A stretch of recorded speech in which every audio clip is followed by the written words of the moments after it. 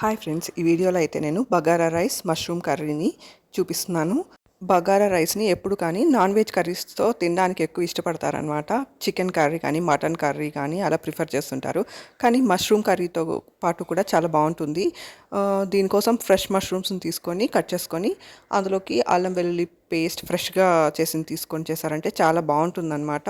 Onions, tomatoes ఇవన్నీ cut చేసుకొని ఇవన్నీ ఫ్రై చేసుకొని అందులోకి చిల్లీ పౌడర్, కొరియాండర్ పౌడర్, మిరప్పొడి, ధనియాల పొడి, కొంచెం జీలకర్ర పొడి, గరం మసాలా, ఉప్పు, పసుపు వేసేసి కొంచెం సేపు ఫ్రై చేసుకొని వాటర్ వేసి ఉడికిచ్చారంటే కొత్తిమీరతో గార్నిష్ చేసుకుంటే ఈ కర్రీ బాగుంటుందన్నమాట. ఇందులోకి బగారా రైస్ చాలా బాగుంటుంది కాంబినేషన్.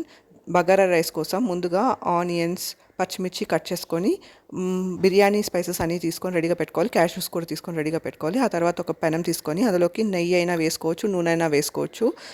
వేసుకొని కొంచెం మసాలా స్పైసెస్ అన్నీ అందులోకి వేసుకొని ఫ్రై చేసుకొని కొంచెం సోంపు, క్యాష్యూస్, ముంతమామిడి పప్పును వేసుకొని గోల్డెన్ బ్రౌన్ కలర్ వచ్చేంత వరకు ఫ్రై చేసుకోవాలి.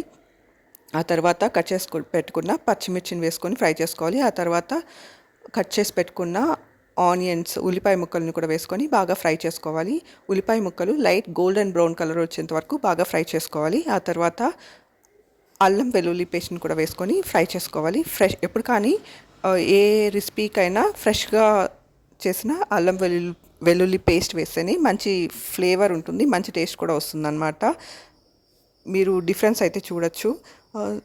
అల్లం వెల్లుల్లి పేస్ట్లోని పచ్చివాసన పోయేంత వరకు బాగా ఫ్రై చేసుకొని నానపెట్టుకున్న బాస్మతి రైస్ని వేసుకొని ఒక 2-3 నిమిషాలు లో హీట్లో పెట్టి ఫ్రై చేసుకొని ఆ తర్వాత ఈ రెసిపీని ఎప్పుడు నేను రైస్ కుక్కర్లో చేయడానికి ప్రిఫర్ చేస్తాను. ఎందుకంటే కూడా ప్రెషర్ కుక్కర్లో కంటే కూడా ఇలా రైస్ కుక్కర్లో చేస్తే చాలా పర్ఫెక్ట్గా వస్తుందన్నమాట.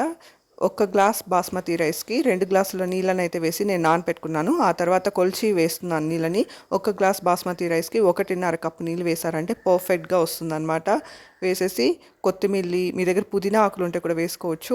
వేసేసి కొంచెం నెయ్యి కూడా వేసుకుంటే ఫ్లేవర్ బాగుంటుందన్నమాట. వేసేసి మూత పెట్టేసి ఉడికిచ్చారంటే పర్ఫెక్ట్ బగారా రైస్ రెడీ అయిపోతుందన్నమాట.